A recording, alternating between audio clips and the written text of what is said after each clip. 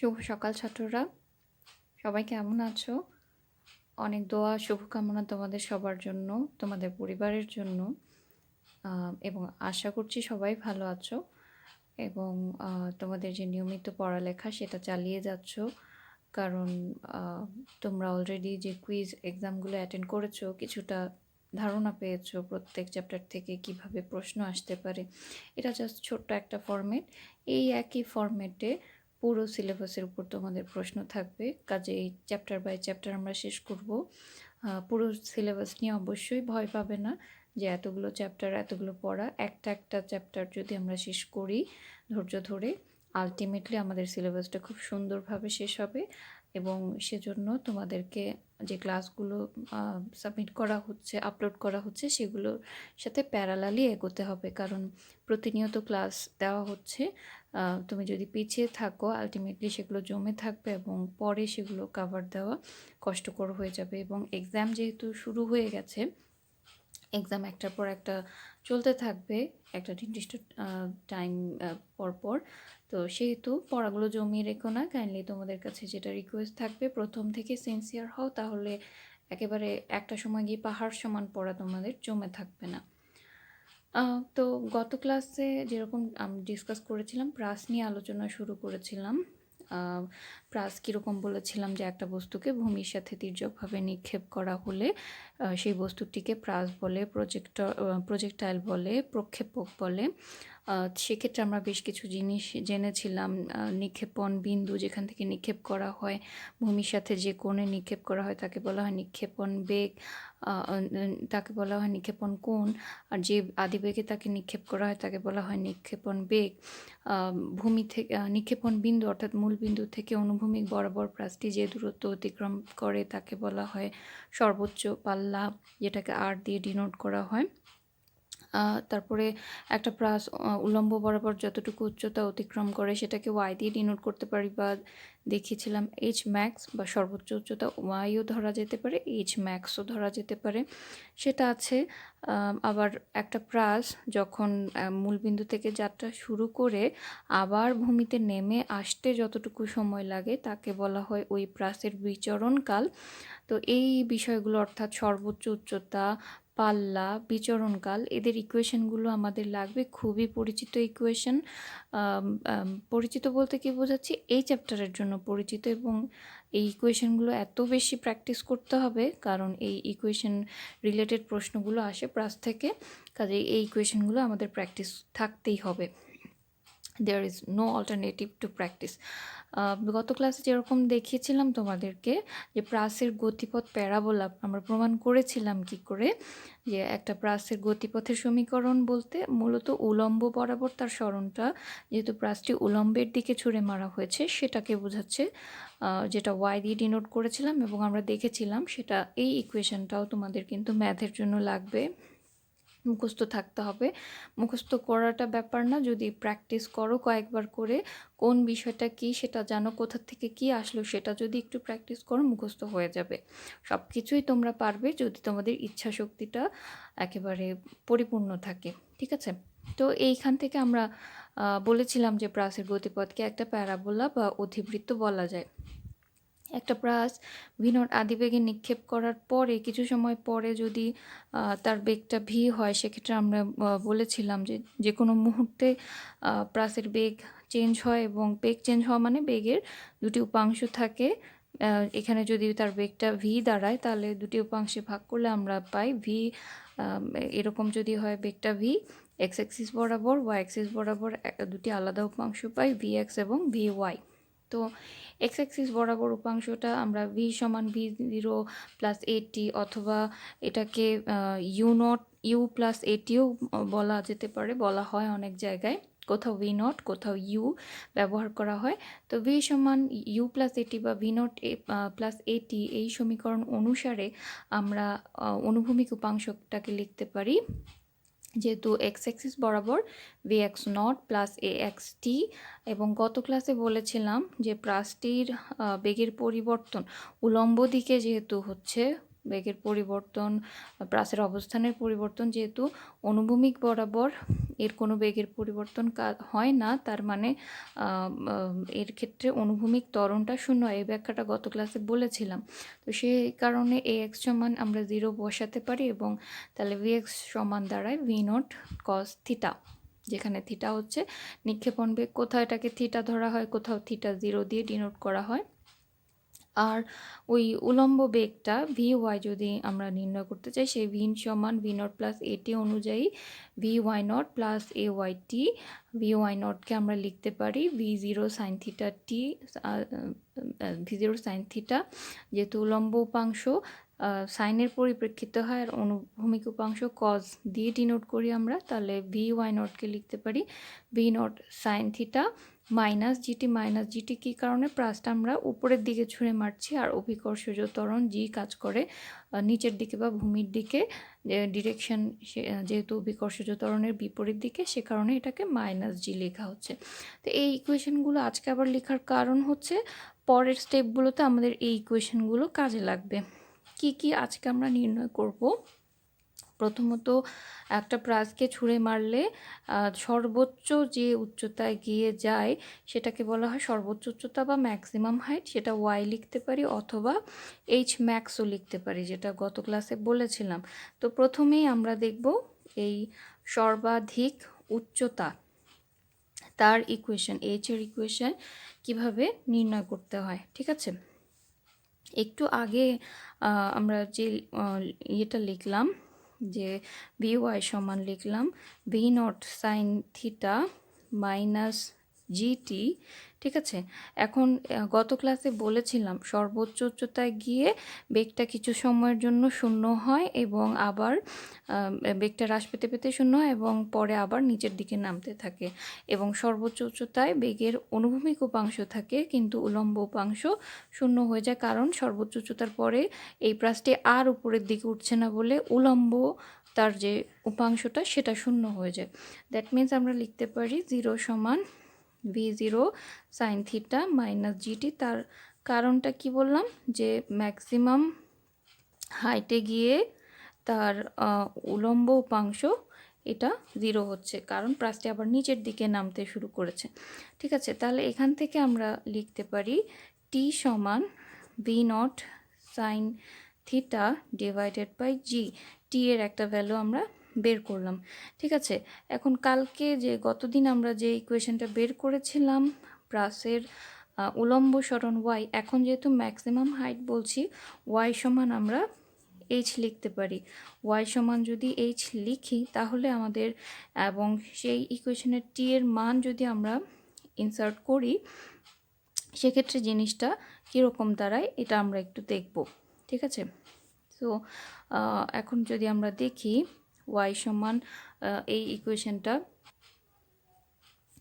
আচ্ছা যেটা বলছিলাম আমরা, যে একটা নির্দিষ্ট সময় টি পরে সে যখন ম্যাক্সিমাম হাইটে পৌঁছালো, তখন আমরা লিখতে পারি ওয়াই সমান এইচ সমান কি লিখতে পারি আমরা, সরণের ইকুয়েশনটা জানি, S equals v naught t plus half a t square. গত ক্লাসে এটাও দেখিয়েছিলাম। এই ইকুয়েশন অনুসারে উলম্ব সরণটা কি দাঁড়ায়, অ্যাসের পরিবর্তে যেহেতু উলম্ব বরাবর সরণ, একটু ভালো করে খেয়াল করবে তোমরা, এটা দাঁড়ায় v y naught t minus half g t square, কারণ এটা হচ্ছে আমার প্রাসটি উপরের দিকে নিক্ষেপ করছি, সে একটু আগে যা বললাম প্রাসটি উপরের দিকে নিক্ষেপ করছি, তার ত্বরণ উপরের দিকে কাজ করছে এবং অভিকর্ষজ ত্বরণের বিপরীতে কাজ করছে বলে মাইনাস জি এ সমান আমরা মাইনাস জি বসিয়েছিলাম, এবং ভি ওয়াই নট সমান আমরা উলম্ব উপাংশ লিখতে পারি V naught sine theta minus half g t square. ঠিক আছে, তো এই জিনিসটা যদি আমরা লিখি, যে কি লিখলাম, S equal V naught t plus half a t square, এই সূত্র ফলো করে উলম্ব বরাবর এই সরণ ওয়াই ধরি বা এইচ ধরি, সেটা কি দাঁড়ায় v y naught t minus half g t square. V y naught হচ্ছে উলম্ব উপাংশ, সেটাকে ভাঙলে v naught sine theta t minus half g t square. তো এটা ওয়াই সমান যদি লিখতে পারি, যেহেতু ওয়াই সমান এইচ বলছি, তাহলে এইচ সমানও এটা লিখতে পারি V naught sine theta t minus half g t square লিখলাম। একটু আগে আমরা টি এর একটা মান এখানে পেয়েছি, সেই মানটা এখানে জাস্ট অ্যাপ্লাই করব।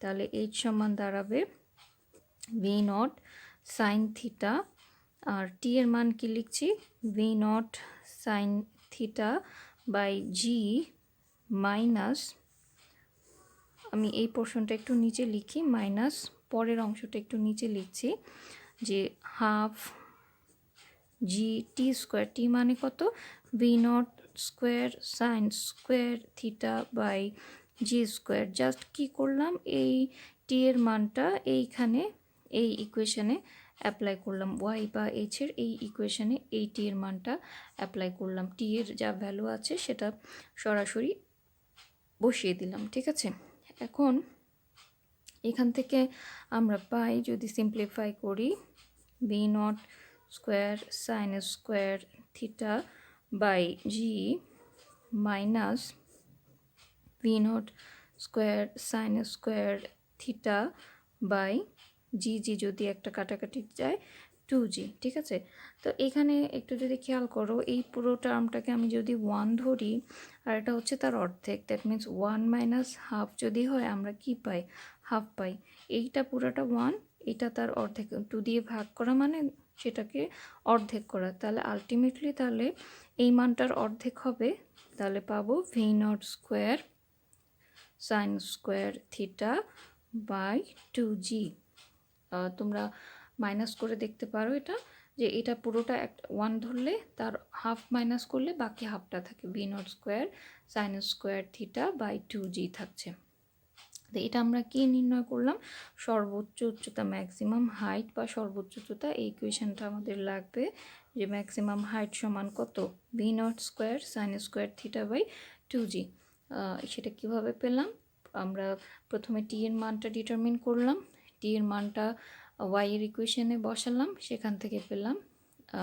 প্রসিডিউরটা জানা থাকলে ভালো, বাট আলটিমেটলি তোমার ইকুয়েশন লাগবে এই ইকুয়েশনটা, এইচ ম্যাক্স বা সর্বোচ্চ উচ্চতার ইকুয়েশনটা তোমাদের লাগবে। এরপরে যেটা জানবো আমরা, যে সর্বাধিক উচ্চতায় তো গেলাম, আমরা উচ্চতা বের করতে পারলাম, সেই উচ্চতায় যেতে সময় কতটুকু লাগবে সেটা বের করি। এই জিনিসটা অর্থাৎ সর্বাধিক উচ্চতায় পৌঁছানোর সময়, এটা কিন্তু একটু আগেই আমরা নির্ণয় করেছি।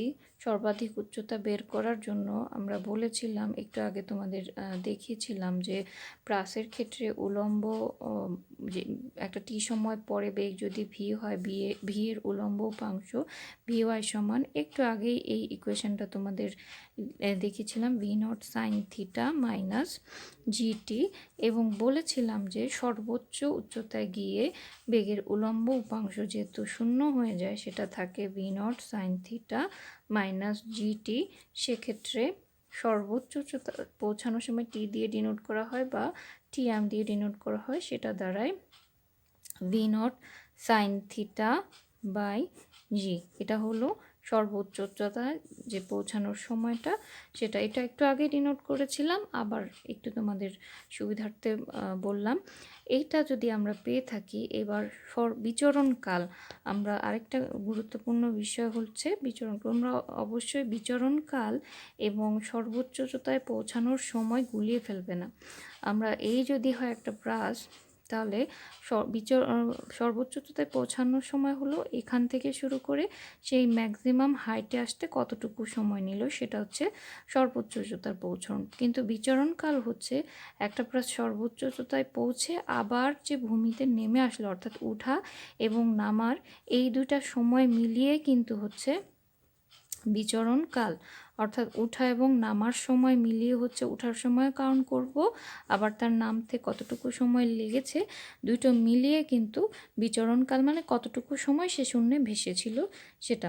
তো এটা আমরা কিভাবে নির্ণয় করতে পারি, একটু আগে তোমাদের যে ইকুয়েশনটা দেখিয়েছিলাম, যে ওয়াই সমান V naught sine theta t minus half g t square একটু আগে সর্বোচ্চ উচ্চতা নির্ণয়ের সময় এই ইকুয়েশনটা দেখেছি, তোমরা এই রুলটালেই দেখতে পাবে এই ইকুয়েশনটা দেখিয়েছি। ঠিক আছে, এখন আমার সঙ্গে একটু যদি তোমরা বিষয়টা খেয়াল করো, যখন সর্বোচ্চতায় পৌঁছালো এবং বিচরণকালের শেষে যখন প্রাসটা আবার ভূমিতে নেমে আসলো, সেই মুহূর্তে কি তার উলম্ব বরাবর কোনো উচ্চতা কাজ করছে?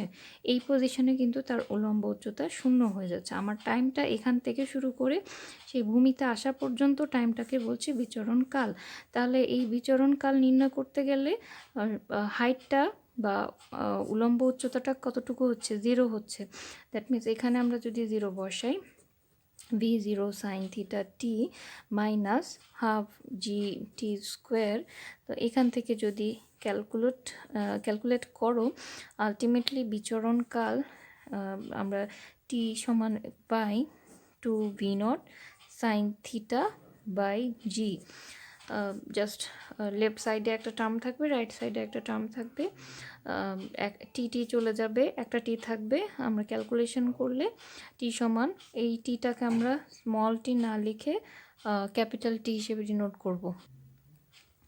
তো আমরা সর্বাধিক উচ্চতায় পৌঁছানোর সময় আর বিচরণ কাল যেহেতু এক জিনিস বলছি না, তাহলে দুইটাকেই যদি স্মল টি দিয়ে ডিনোট করি আমাদের একটা কনফিউশন দাঁড়ায়। এই কারণে বিচরণ কালের জন্য আমরা স্মল টি ইউজ না করে ক্যাপিটাল টি ইউজ করছি, যেটা 2v0 সাইন থিটা বাই জি লিখতে পারি। এইটা হলো প্রাসের ক্ষেত্রে বিচরণ কাল, অর্থাৎ ওঠা এবং নামার সময় বিচরণ কাল টি সমান।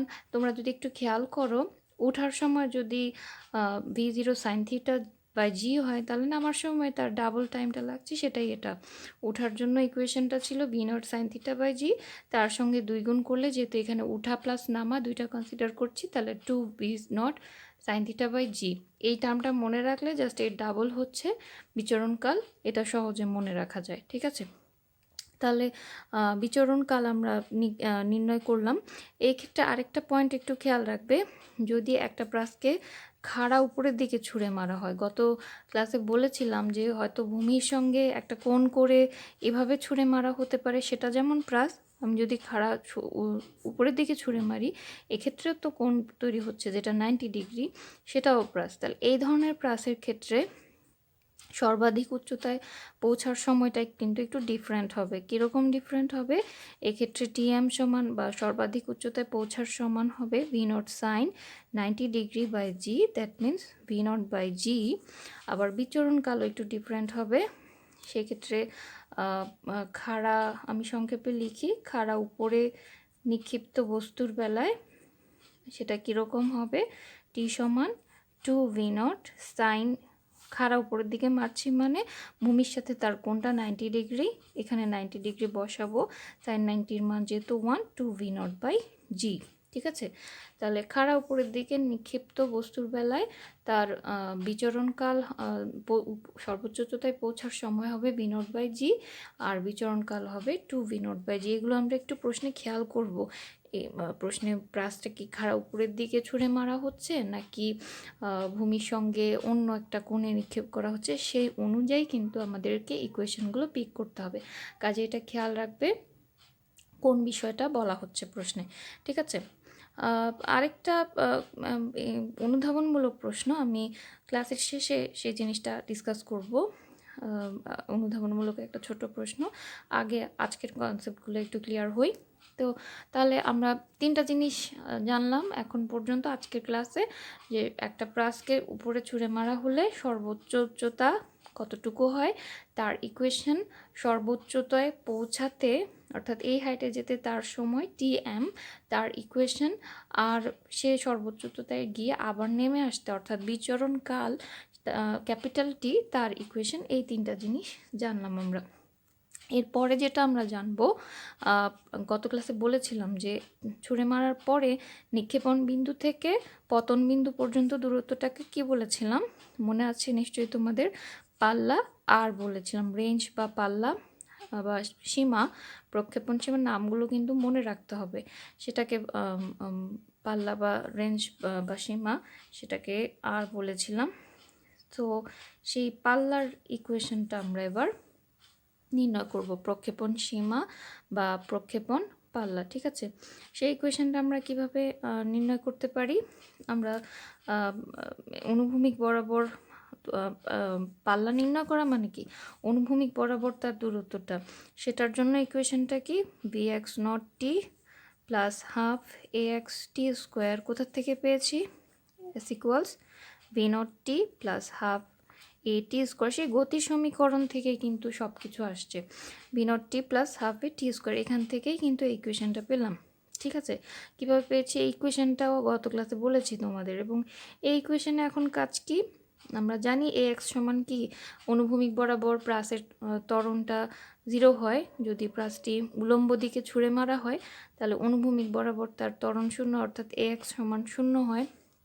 সেক্ষেত্রে আমরা এটা কি পাচ্ছি, বি এক্স নট টি। এখানে যেহেতু আমি পাল্লা মানে কি, সর্বোচ্চ উচ্চতায় গিয়ে আবার নেমে আসলো, এই নেমে আসার পরে আমার মূল বিন্দু থেকে সেই পতন বিন্দু দূরত্ব নির্ণয় করছি। তো নেমে আসা মানে পুরো রাস্তাটা কভার করেই তো সে নেমে আসলো। এক্ষেত্রে সময়টা কি আমরা বিচরণকাল কাউন্ট করব না সর্বোচ্চ উচ্চতায় পৌঁছার সময় স্মল টি কাউন্ট করব? যেহেতু নেমে আসলো মানে পুরো রাস্তাটা সে অতিক্রম করে আসলো, তার মানে পুরো বিচরণকালটা কনসিডার হবে। এক্ষেত্রে টি সমান স্মল টি সমান আমরা লিখব ক্যাপিটাল টি। কারণটা বললাম, যেটা এই পয়েন্টে আসতে গেলে তাকে পুরো পথটা ঘুরে তারপর ভূমিতে এসে পড়তে হবে। আর এ এক্স সমান তো 0, সেটা বসালাম, আর টি সমান টি বসালে এক্স সমান পাচ্ছি আমরা বি এক্স নট টি। ঠিক আছে, আমরা পাল্লা বলছি, পাল্লা মানে এখানে এক্স সমান আরকে ধরতে পারি, তাহলে আর সমান বি এক্স নট সমান আমরা জানি ভি জিরো কস থিটা, কারণ অনুভূমিক বরাবর যে উপাংশটা কাজ করে সেটা হচ্ছে ভি জিরো কস থিটা। আর টি এর মান তো একটু আগেই আমরা পেয়েছি v two v zero sine theta by g, সেটা যদি বসাই 2v0 সাইন থিটা বাই জি, সাথে সাথে তোমরা যদি একটু ফলো করো তাহলে বোধহয় ভালো হয়, জিনিসগুলো বুঝতে একটু সুবিধা হয়। তো এটা বসালাম, বিচরণকাল টি এর এই মানটা এইখানে জাস্ট ইনসার্ট করলাম, দেন আমাদের ইকুয়েশনটা কি পাচ্ছি, 2v0 স্কোয়ার, দেখো সাইন থিটা কস থিটা যদি থাকে এখানে, আচ্ছা আগে আমি সেই হিসেবে লিখি, sign theta cos theta just সরাসরি গুণ করে ফেললাম ডিভাইডেড বাই জি, যেটা লিখলাম 2v0 square sine theta cos theta divided by g, সরাসরি এই দুটো মানকে গুণ করে লিখলাম। ঠিক আছে, এই মানের পরিবর্তে এবার কিভাবে লেখা যায়, আমরা যেটা জানি ট্রিগোনোমেট্রিক সূত্র অনুযায়ী সাইন 2 থিটা সমান 2 সাইন থিটা কস থিটা, অর্থাৎ 2 সাইন থিটা কস থিটাকে সাইন 2 থিটা হিসেবে লেখা যায়। সেই জিনিসটাই পাল্লা আর এর ইকুয়েশনে অ্যাপ্লাই করলে সেটা দাঁড়ায় v zero square sine 2 theta divided by g. এটা কার মান নির্ণয় করলাম, একটা প্রাসকে উলম্বের দিকে ছুঁড়ে মারলে সেটি প্রাসের মূল বিন্দু থেকে পতন বিন্দু পর্যন্ত অনুভূমিক বরাবর যে দূরত্ব অতিক্রম করে সেই প্রাসটি, তাকে তার পাল্লা বা সীমা বলে, সেই মানটা আমরা নির্ণয় করেছি। গত ক্লাসে তোমাদের বলেছিলাম একটা কথা মনে আছে মনে হয়, যে প্রাসের ক্ষেত্রে নিক্ষেপণ যদি থিটা সমান 45 ডিগ্রি হয় তাহলে পাল্লা সেটা সর্বাধিক হয়, রেঞ্জটা ম্যাক্সিমাম হয়। তাহলে সেটা কিভাবে বলছি এখন, দেখো এই ইকুয়েশনে আমরা সাইন 2 থিটা লিখেছি, সাইন 2 থিটা বা সাইনের ক্ষেত্রে আমরা সর্বোচ্চ মান জানি কত, সেটা 1 হয়, +1 যখন হয় সেটা হচ্ছে সর্বোচ্চ মান সাইনের ক্ষেত্রে। ঠিক আছে, তো সেক্ষেত্রে লিখতে পারি সাইন 2 থিটা সমান যদি 1 হয়, সাইন 1 কখন পাই আমরা, সাইন 90 ডিগ্রি হলে তার মান পাই 1। ঠিক আছে, এই জিনিসটা তো আমরা জানি। তাহলে এ পাশে পাশে সাইন বাদ গেলে আলটিমেটলি 2 থিটা সমান 90 ডিগ্রি হয় এবং থিটা সমান দাঁড়ায় 45 ডিগ্রি, যেটা আমরা বলছিলাম যে থিটা সমান 45 ডিগ্রি হলে নিক্ষেপণের পর সেটি সর্বোচ্চ দূরত্ব অতিক্রম করবে। কিভাবে নির্ণয় করলাম, যেহেতু সাইনের সর্বোচ্চ মান 1, সেই 1 কনসিডার করে থিটার ভ্যালু আমরা পাচ্ছি 45 ডিগ্রি। এভাবে তোমাদের বলেছিলাম যে অনুধাবনমূলক প্রশ্ন আসতে পারে যে প্রাসের ক্ষেত্রে সর্বাধিক পাল্লার শর্ত কি? শর্ত হচ্ছে থিটা সমান 45 হবে এবং সেটা কিভাবে হবে এটা কিন্তু এক্সপ্লেন করে দেখাতে হবে। কিংবা যেটা তোমরা করতে পারো, আ আম কিংবা যেভাবে প্রশ্ন আসে যে প্রমাণ করো যে প্রাসের ক্ষেত্রে সর্বাধিক পাল্লার জন্য নিক্ষেপণ কোণ হলো 45 ডিগ্রি। যেভাবেই প্রশ্ন আসুক এক্সপ্লেনেশনটা কিন্তু একই ওয়েতে তোমরা করতে পারবে। ঠিক আছে? তো এইটা আমরা বুঝে গেলাম। আজকে বেশ কিছু ইম্পর্টেন্ট ইকুয়েশন আমরা পেলাম। সর্বোচ্চ উচ্চতার ইকুয়েশন, পাল্লার ইকুয়েশন, বিচরণকালের ইকুয়েশন, সর্বাধিক উচ্চতায় পৌঁছার সময় সেই ইকুয়েশন, অনেকগুলো দরকার ইকুয়েশন আমরা পেয়ে গেলাম। ঠিক আছে? ছোট ছোট কিছু টপিক তোমাদের বইতে থেকে যাবে, হয়তো সেগুলো ক্লাসে ডিসকাস করা নাও হতে পারে, বাট তোমরা যখন স্টাডি করবে চেষ্টা করবে সবগুলো টপিক দেখে নিতে। প্রাসের সর্বোচ্চ বিন্দুতে প্রাসের গতিশক্তি এবং স্থিতিশক্তি, একটা প্রাস যে নিক্ষেপ করলাম আমরা সর্বোচ্চ বিন্দুতে, আমরা শক্তির নিত্যতা অনুযায়ী হয় গতিশক্তি, স্থিতিশক্তি বা দুইটার সমষ্টি থাকবে। সর্বোচ্চ বিন্দুতে যখন গেল বেগ ভি সমান যেহেতু ফর দ্য সার্টেন টাইম 0 হয়ে গেল, তার মানে তার গতিশক্তি আমরা জানি হাফ এম ভি স্কোয়ার। তাহলে ভি আলটিমেটলি 0 হওয়া মানে গতিশক্তিটাও সর্বনিম্ন হওয়া, তার মানে সর্বোচ্চ বিন্দুতে প্রাসের গতিশক্তি হবে সর্বনিম্ন। আর গতিশক্তি যখন সর্বনিম্ন হয় তখন বিভব শক্তিটা সর্বোচ্চ হয়। ঠিক আছে? এই কনসেপ্টটা কাজে লাগিয়ে প্রাসের সর্বোচ্চ বিন্দুতে গতিশক্তি এবং বিভব শক্তি কী, এটা তোমাদের জন্য কাজ থাকলো যে সর্বোচ্চ বিন্দুতে প্রাসের সর্বোচ্চ বিন্দুতে গতিশক্তি এবং বিভব শক্তি, এটা এমসিকিউ টাইপ প্রশ্ন হিসেবেও আসতে পারে। সর্বোচ্চ বিন্দুতে গতিশক্তি এবং বিভব শক্তির ইকুয়েশনগুলো কি, তোমাদের জন্য কাজ থাকলো বললাম। এটা তোমরা দেখে নিবে সেই গতিশক্তির মান এবং স্থিতিশক্তির মান, বিভব শক্তির মান। ঠিক আছে? এরপরে আরেকটা টপিক আছে, বইতে আছে, দেখে নিবে। জাস্ট এমসিকিউর জন্য জিনিসটা মনে রাখবে যে একটা প্রাসের সাপেক্ষে, একটি প্রাসের সাপেক্ষে অন্য একটি প্রাসের গতিপথ, সাপেক্ষে অন্য প্রাসের গতিপথ হচ্ছে সরল রেখা। এর প্রমাণটাও বইতে আছে, প্রমাণটা দেখে নিবে। এমসিকিউর জন্য খুব ভালো করে মনে রাখবে। অর্থাৎ একটা প্রাসের সাপেক্ষে অন্য প্রাস মানে আমি একটা প্রাস ছুঁড়ে মারলাম, আরও একটা প্রাস মারলাম, আরও একটা প্রাস মারলাম, এরকম একসঙ্গে যদি কয়েকটা প্রাস ছুঁড়ে মারা হয় একটার সাপেক্ষে আরেকটার গতিপথকে আমরা সরল রেখা বলবো। এবং সেটা কেন বলবো সেই প্রমাণটা বইয়ে আছে, তোমরা দেখে নেবে। এবং এই লাইনটা খুব খুব ভালো করে মনে রাখবে যে একটা প্রাসের সাপেক্ষে আরেকটা প্রাসের গতিপথ হচ্ছে সরল রেখা। ঠিক আছে?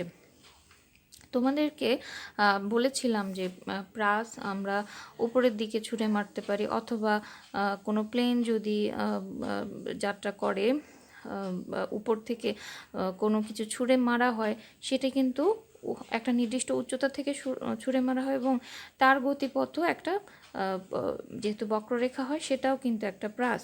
তো এই ধরনের ক্ষেত্রে এইভাবে ছুঁড়ে কোনো উচ্চতা থেকে কোনো কিছু ছুঁড়ে মারা মানে কি, তাকে অনুভূমিক বরাবর ছুঁড়ে মারা হচ্ছে। তো এই ধরনের প্রাসকে বলা হয় অনুভূমিক প্রাস।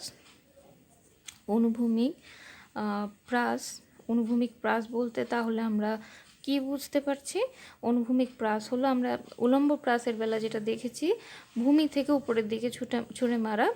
আর অনুভূমিক প্রাস হলো এখানে যদি ভূমি হয়, একটা নির্দিষ্ট হাইটে গিয়ে ভূমির দিকে এটাকে ছুঁড়ে মারা, সেটা হলো অনুভূমিক প্রাস। আমরা নিক্ষেপ করলাম প্রথমে ভূমির সমান্তরালেই তো তাকে নিক্ষেপ করতে হবে। আমি এই উচ্চতা থেকে একটা প্রাসকে যখন ছুঁড়ে মারছি, ভূমির সমান্তরালে মারছি, কিন্তু অভিকর্ষজ ত্বরণের টানে সেটি আস্তে আস্তে নিচে নেমে আসবে। এই ধরনের প্রাসকে বলা হচ্ছে অনুভূমিক প্রাস। এই ধরনের প্রাস নিক্ষেপ করলে তার গতিপথের সমীকরণ সেটা কীরকম হয়, বা এই ধরনের প্রাসের ক্ষেত্রে পাল্লার সমীকরণ বা অনুভূমিক বরাবর দূরত্ব, সেই সমীকরণটা যদি আমরা নির্ণয় করতে চাই, সেটা দাঁড়াবে x সমান √2 y v0 স্কোয়ার বাই জি, যেখানে y হচ্ছে, ধরো একটা প্রাস এই বিন্দুতে আসলো একটা টি সময় পরে, তাহলে উলম্ব বরাবর সে কতটুকু দূরত্ব অতিক্রম করলো সেটা y, আর ভূমি বরাবর সে কতটুকু দূরত্ব অতিক্রম করলো সেটা হচ্ছে x। তাহলে x সমান 2y v naught square by জি।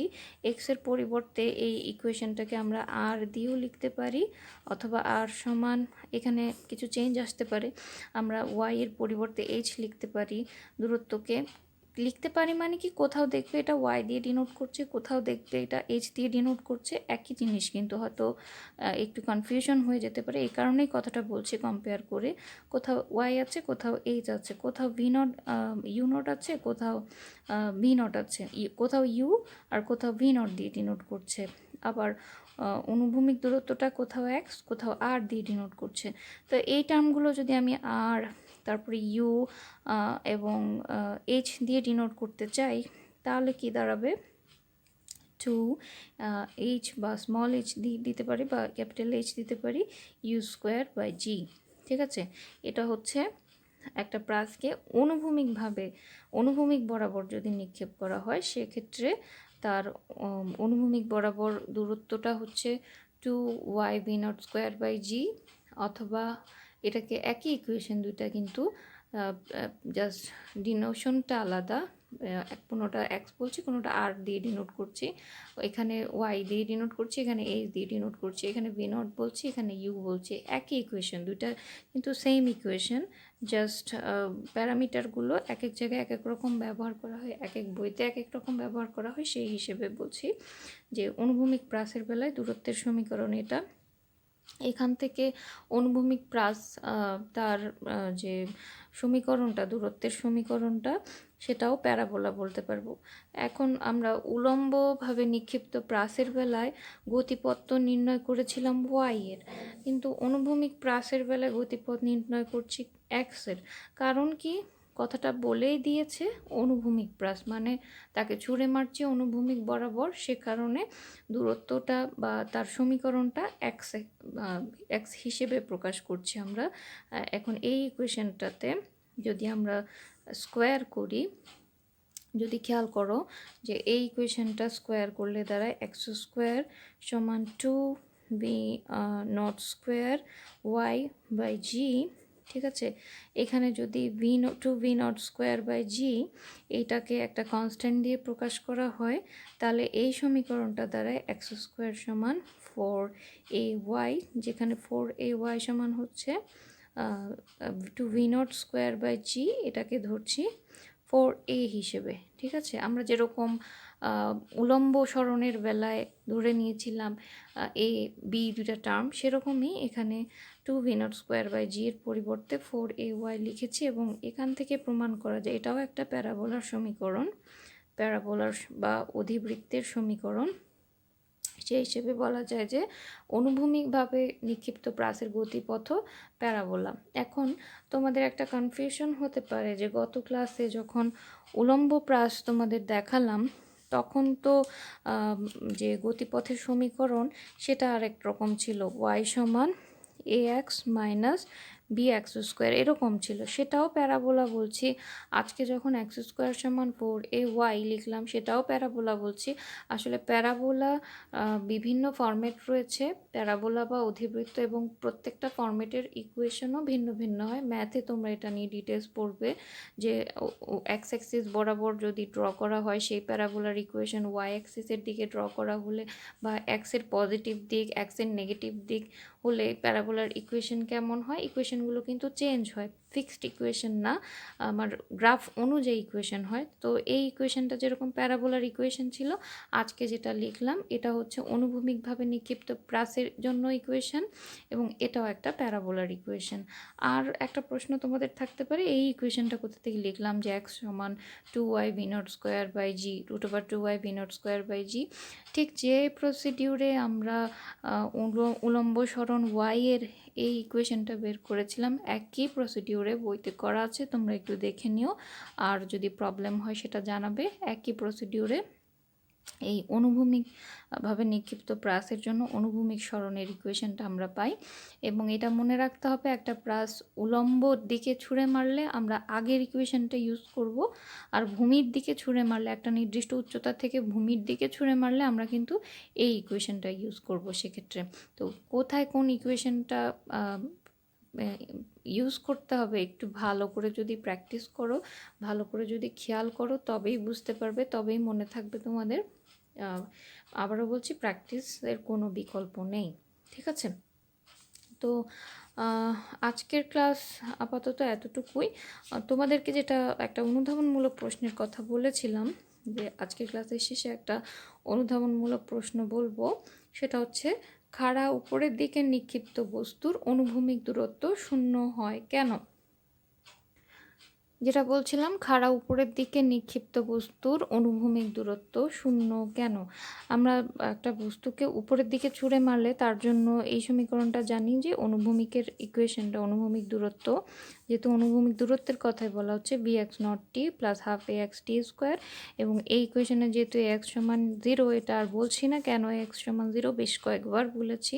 তাহলে দাঁড়ায় ভি এক্স নট, যেহেতু অনুভূমিক বরাবর বলছে, অনুভূমিক উপাংশ হচ্ছে ভি নট কস থিটা টি। এখন যখন খাড়া উপরের দিকে একটা বস্তুকে নিক্ষেপ করছি, তার মানে এখানে থিটা সমান 90 ডিগ্রি, তাহলে v naught cos 90 into t. Cos 90-র মান তো আমরা জানি 0, দ্যাট মিন্স এটা যদি 0 হয়, আলটিমেটলি পুরো জিনিসটাই 0 দাঁড়ায়। তার মানে খাড়া উপরের দিকে নিক্ষিপ্ত বস্তুর অনুভূমিক বরাবর কোনো দূরত্ব থাকে না, এই কারণে বলা হয় খাড়া উপরের দিকে নিক্ষিপ্ত বস্তুর অনুভূমিক দূরত্ব শূন্য কেন। এ ধরনের প্রশ্ন আসলে আমাকে ইকুয়েশন দিয়ে অবশ্যই জিনিসটা ব্যাখ্যা করে দেখাতে হবে। আশা করি এই টাইপের কোয়েশ্চেন তোমরা প্র্যাকটিস করবে এবং পারবে। পরের ক্লাসে আবার কথা হবে। আজকের ক্লাসে এতটুকু। ভালো থেকো সবাই। ধন্যবাদ তোমাদেরকে।